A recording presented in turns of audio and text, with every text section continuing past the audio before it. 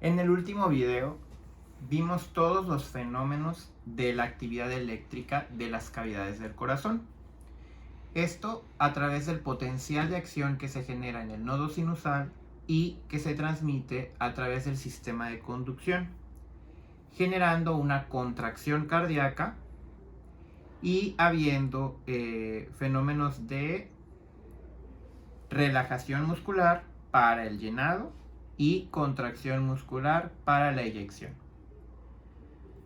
Toda esta actividad eléctrica del corazón puede ser registrada en un papel. No hay que confundirlo con el registro de potenciales de acción. Aquí lo que se va a registrar es todos los fenómenos eléctricos que intervienen en el ciclo cardíaco. Cuando esto se traduce en un papel es lo que se conoce como electrocardiograma y es una de las principales herramientas de diagnóstico para patologías cardíacas.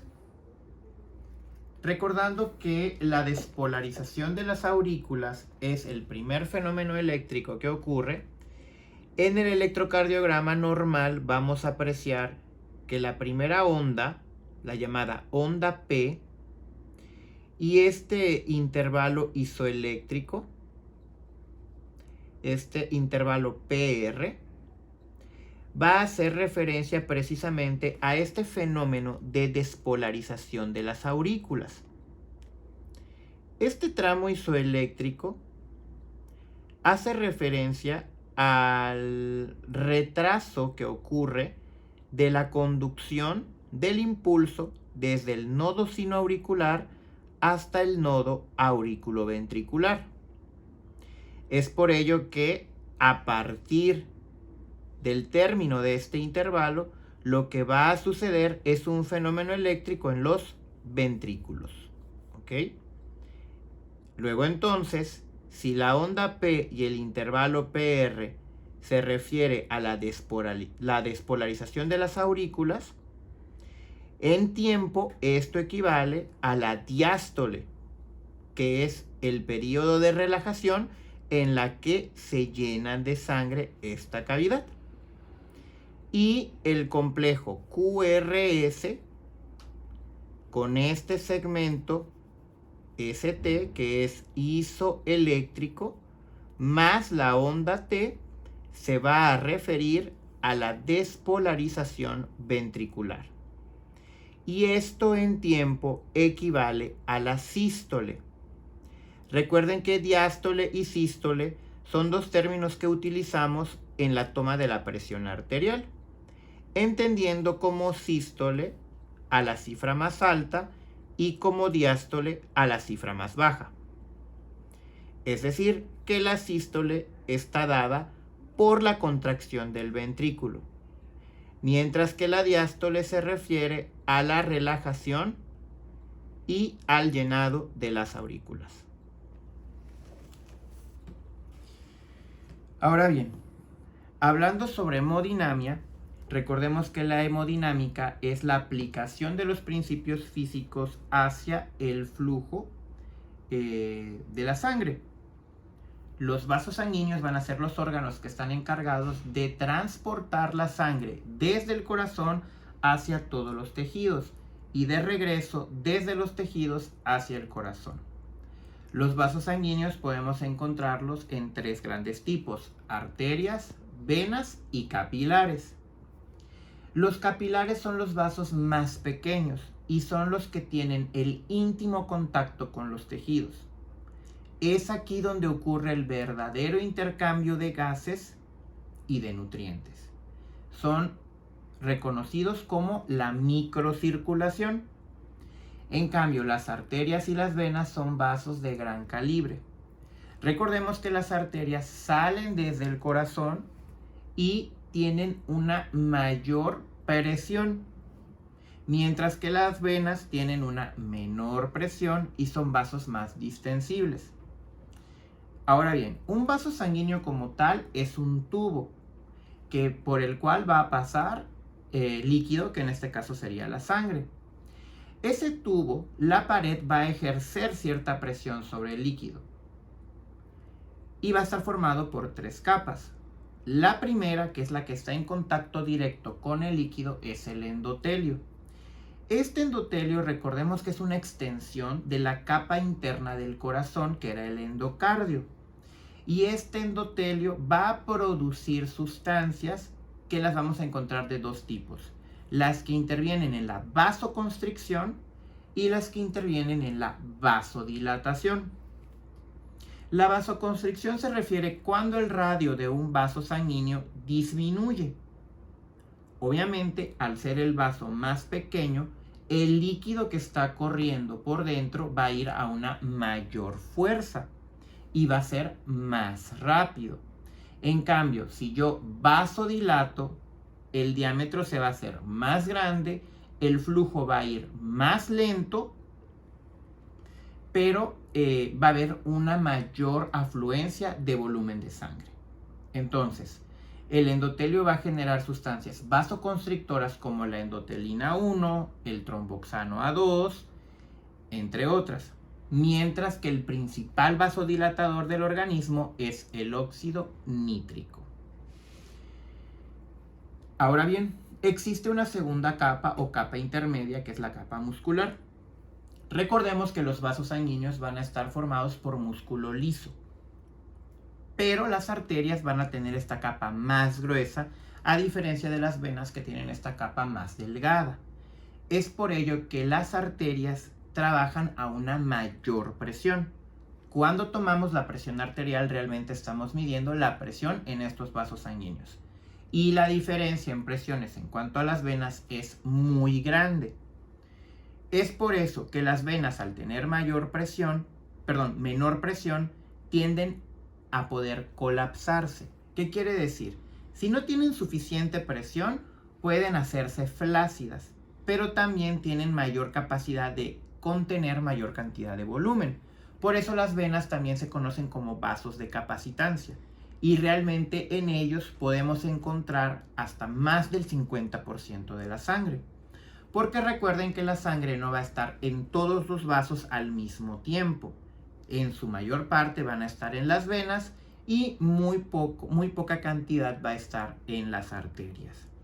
Entonces, esto se debe también a la diferencia en cuanto a la capa muscular. Y la última capa, que es la serosa o adventicia, es la más externa. Ahora bien, recordemos que alrededor de los vasos sanguíneos existen otras estructuras como los músculos. Imaginemos un miembro inferior, la pierna. Ahí tenemos vasos sanguíneos, tanto arterias como venas. Y recuerden que las venas lo que hacen es llevar la sangre de vuelta hacia el corazón. Este fenómeno de llevar la sangre de regreso al corazón se conoce como retorno venoso.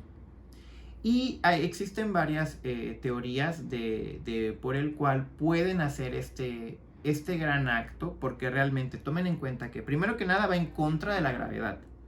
Entonces, cuando caminamos, por ejemplo, los músculos que rodean al vaso sanguíneo se están contrayendo. Y esto empuja hacia arriba la sangre. Además de que cada determinada distancia en las venas voy a encontrar unas estructuras que se conocen como válvulas. Estas válvulas se abren, permiten el paso de la sangre y una vez que pasa se cierran para que la sangre no vaya en sentido contrario.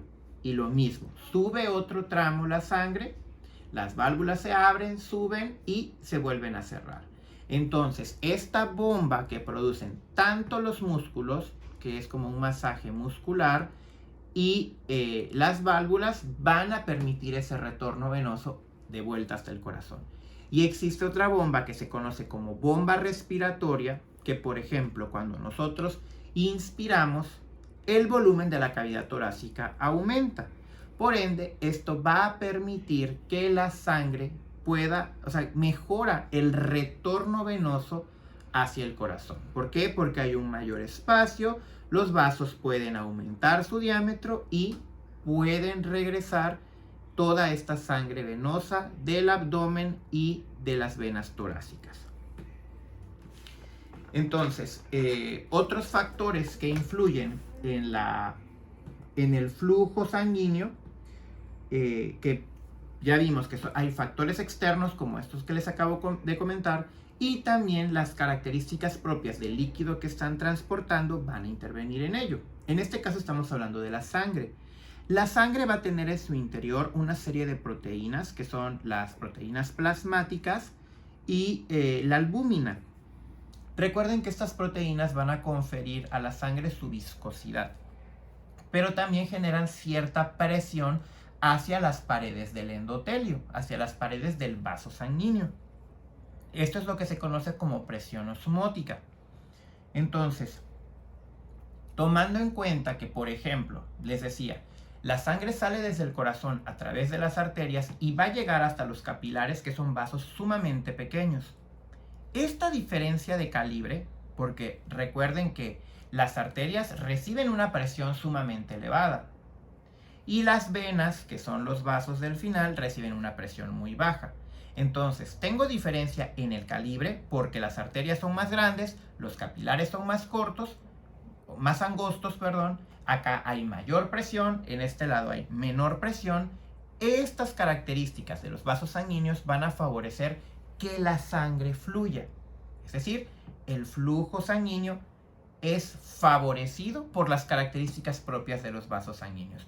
Esta diferencia de diámetro y esta diferencia de presión va a permitir que la sangre vaya en este sentido. Ahora bien, en los capilares la presión tiene que ser muy baja. ¿Por qué? Porque les comentaba que en los capilares existe el verdadero intercambio de gases y nutrientes. Por ende, necesito que aquí el flujo sea más lento para que haya un mejor intercambio. Ahora bien, si el tejido en el que estoy, por ejemplo, hablemos de un músculo estriado, esquelético, estoy haciendo ejercicio y necesito mayor cantidad de energía. Si necesito mayor cantidad de energía, necesito oxígeno. Porque recuerden que la energía en forma de ATP lo obtengo a través de la respiración celular aerobia. Entonces, ¿qué necesito? ¿Quién me lleva ese oxígeno hasta el músculo? La sangre. Y además me va a llevar nutrientes. ¿Cómo va a saber la sangre que en esta parte del tejido necesito mayor aporte sanguíneo? Muy sencillo. Si necesito oxígeno, quiere decir que hay mayor cantidad de dióxido de carbono. Hay mayor cantidad de ADP, de adenosina, de lactato, y los nutrientes están disminuidos. Esto va a atraer mayor cantidad de sangre. Inclusive modificamos el diámetro de los vasos para que venga con mayor fuerza, y entonces la sangre ya está trayendo oxígeno. Ocurre todo este intercambio entre el tejido, y al haber mayor cantidad de oxígeno y mayor cantidad de ATP, entonces pasa lo contrario. Se van elevando otros sustratos, el diámetro de los vasos se dilata, entonces el flujo va a ir más lento y se repite el ciclo. Es una serie de retroalimentación. Si metabólicamente en ese momento se necesita mayor flujo, voy a traer oxígeno, mayor cantidad de sangre. Si ya surtió el efecto que necesitaba, disminuye el flujo nuevamente. Esta es una teoría metabólica. Dependiendo de las necesidades del tejido, va a moderarse el flujo de la sangre. Ahora bien, existen otros factores, además del calibre y de las necesidades metabólicas, que van a intervenir en todo este proceso. Uno de ellos ya lo habíamos comentado, que es el sistema nervioso vegetativo. Recuerden que el sistema nervioso vegetativo se divide en simpático y parasimpático. El simpático va a favorecer la vasoconstricción, recordando que el neurotransmisor es la noradrenalina, mientras que el parasimpático va a favorecer la vasodilatación, teniendo como principal neurotransmisor a la acetilcolina. Entonces, fenómenos en los cuales yo requiera un mayor aporte de flujo sanguíneo, el simpático va a estimular, va a generar la vasoconstricción y aumenta el flujo. Y en el caso contrario va a suceder la relajación y va a actuar principalmente el parasimpático. Recuerden que el principal sustrato que produce el endotelio para la vasodilatación es el óxido nítrico. Y esta es una acción, se conoce como autocrina o paracrina. Quiere decir que el mismo vaso va a producir sus sustratos para resolver sus necesidades en ese momento. Estos sistemas que son ajenos al vaso en sí se conocen como factores extrínsecos de regulación. El flujo coronario, recordemos que el flujo coronario hace referencia a la irrigación del corazón. ¿Qué quiere decir? Generalmente cuando estudiamos el proceso de la circulación, nosotros aprendemos que los ventrículos van a hacer su constricción y van a eyectar la sangre a través de la aorta y se va a dirigir hacia todo el organismo. Esto sucede para todas las arterias del cuerpo, excepto para el flujo coronario.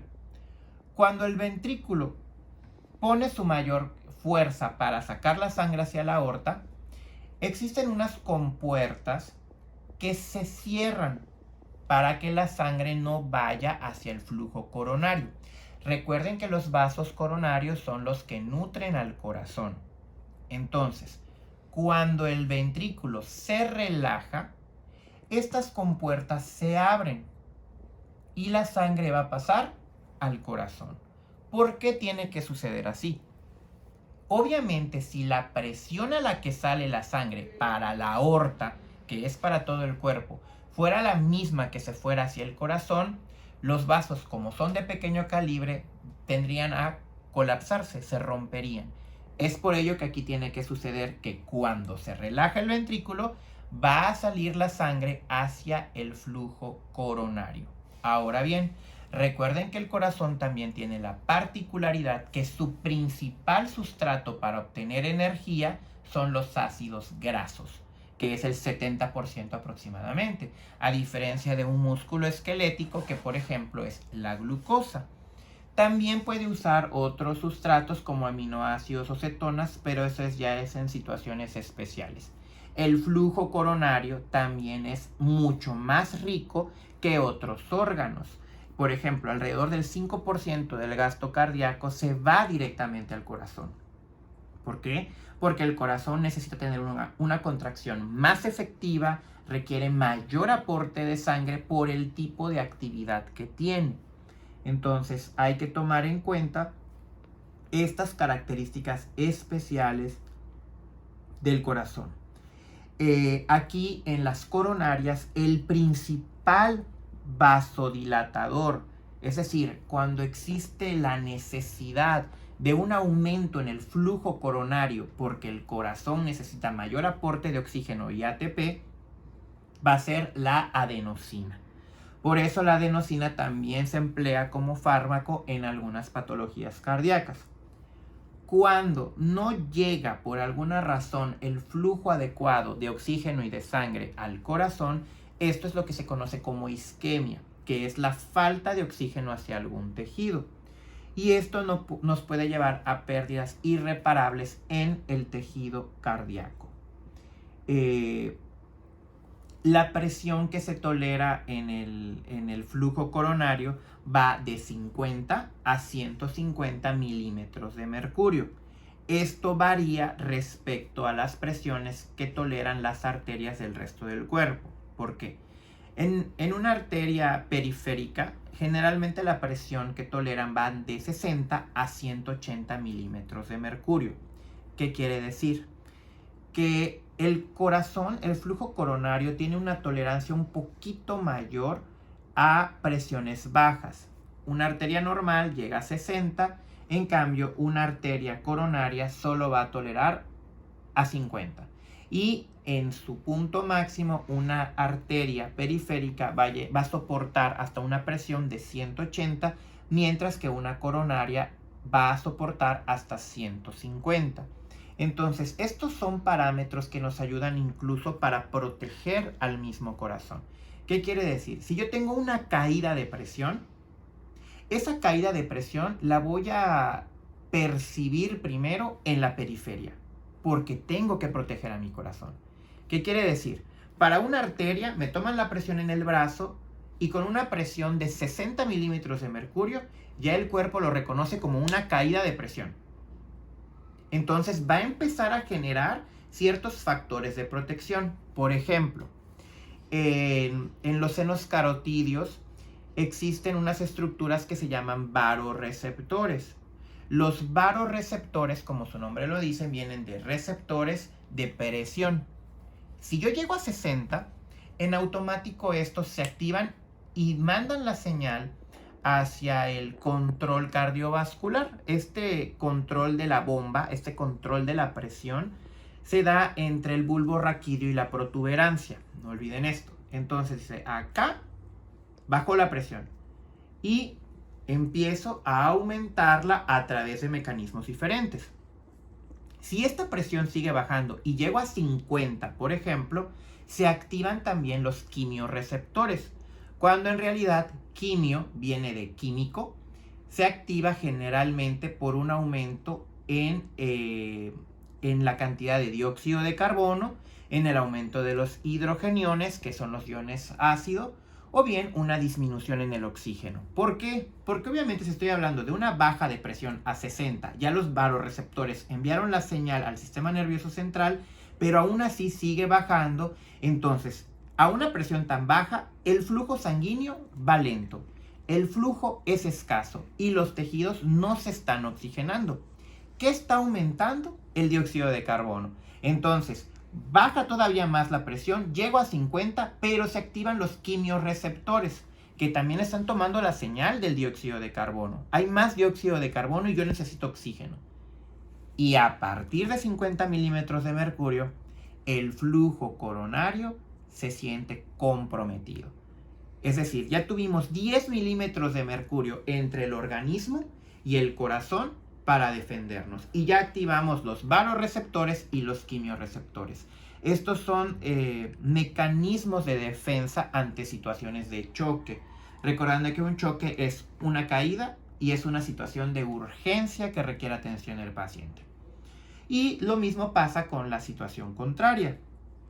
El corazón va a ser más sensible a elevaciones de la presión arterial, mientras que en la periferia va a aguantar presiones arteriales más altas. Esto es precisamente para que no lleguemos hasta 180 como una arteria de cualquier otra parte del cuerpo, porque el corazón no toleraría eso. Estaríamos comprometiendo órganos principales como es el cerebro, el riñón, los ojos y el corazón. Entonces, tienen que haber estas diferencias en las presiones como mecanismos de defensa para el mismo organismo. Ahora bien, recordemos que en la toma de la presión arterial, que nosotros lo vamos a hacer a través de un esfigmomanómetro o un baumanómetro, el primer dato, que es el más alto, es el que conocemos como sístole, mientras que el más bajo es el que conocemos como diástole. La sístole está relacionada con la contracción ventricular, mientras que la diástole está relacionada con la relajación y el llenado. Pero existen otros parámetros. Por ejemplo, tenemos uno que se llama presión arterial media, que esto realmente me da un indicativo de la perfusión hacia los tejidos. Existen fórmulas para todo esto, pero a lo que voy. ¿Por qué tienen que suceder estos parámetros diferentes? Porque la presión arterial, la que nosotros tomamos como un baumanómetro, es muy variable. Varía en una misma persona en el transcurso de un mismo día. Varía con la edad, varía con el sexo, varía con la actividad física, con el estrés. Todas estas situaciones pueden hacer que varíe esa presión arterial. Ahora bien, la presión arterial media, en cambio, es un poco más constante y es un panorama real de lo que está sucediendo realmente a nivel tisular, es decir, a nivel de los tejidos. Recordemos que las mujeres después de la menopausia tienen el mismo riesgo cardiovascular que los hombres. Esto se da porque recordemos que los estrógenos confieren cierta protección cardiovascular a las mujeres. Obviamente, cuando llegan a la menopausia pierden esta producción hormonal y se va a igualar el riesgo entre hombres y mujeres, porque pues los hombres no tenían esta protección al no tener la misma cantidad de estrógenos que las mujeres de edad reproductiva. La obesidad también es un factor que interviene al haber mayor masa muscular esto va a intervenir en alteraciones en la presión arterial y sí está reconocido que disminución en el peso o la pérdida de peso está relacionada con mejoras en los valores de las cifras arteriales. La presión arterial puede estar regulada a través de un sistema nervioso, a través de un sistema renal o bien a través de un sistema hormonal. En cuanto al control nervioso, era lo que ya les expliqué acerca de los vasoreceptores, los quimiorreceptores, el sistema nervioso vegetativo, en cuanto al simpático y el parasimpático. Y acá habría que indagar un poquito más en la regulación renal. En cuanto a la regulación renal, recuerden que el riñón va a tener el sistema angiotensina 2 aldosterona, donde la angiotensina lo que va a hacer es aumentar la presión arterial. Y a su vez esto va a provocar un aumento en la producción de aldosterona. La aldosterona va a ser una hormona que se va a encargar de la retención de líquidos y de sal. Es decir, voy a regular a través del líquido y a través de los electrolitos la presión arterial. ¿Cómo? Si yo retengo sal y retengo agua, esto me va a llevar a un aumento de la presión arterial. Entonces hay que tomar en cuenta este control del riñón, que además es más duradero y más efectivo, porque la regulación nerviosa actúa instantáneamente, pero igual es un efecto que se pierde rápido. Digamos, si una persona cae en choque en un momento determinado, el primer sistema que va a actuar para tratar de regularla es el nervioso, seguido del renal. Y eso nos lleva al sistema hormonal o humoral, que también está relacionado con el riñón. ¿De qué manera? Pues con el sistema angiotensina 2, aldosterona, que recuerden que el reconocer este camino, esta ruta, nos va a hacer entender mejor cómo actúan los fármacos a distinto nivel. Porque si la angiotensina 2 es un potente vasoconstrictor que me va a elevar la presión, pues fármacos antihipertensivos sabemos que actúan a este nivel para disminuir la presión arterial. O bien, si es un problema de retención hídrica y eso me está subiendo la presión, entonces voy a dar un diurético para aumentar la diuresis y disminuir la presión arterial. Y aquí volvemos de nuevo a siempre hacer énfasis en que el óxido nítrico es el principal vasodilatador que va a favorecer una disminución de la presión arterial, pero este sí es producido por el endotelio.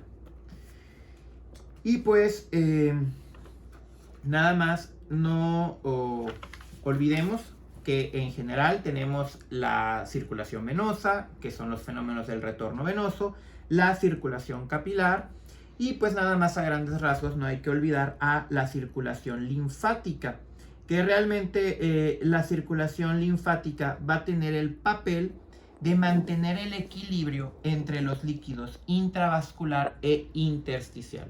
Recuerden que a través de esta circulación voy a favorecer que la sangre tenga un adecuado aporte de líquido, de grasas y de proteínas principalmente. Y pues con esto concluimos la parte de fisiología cardiovascular.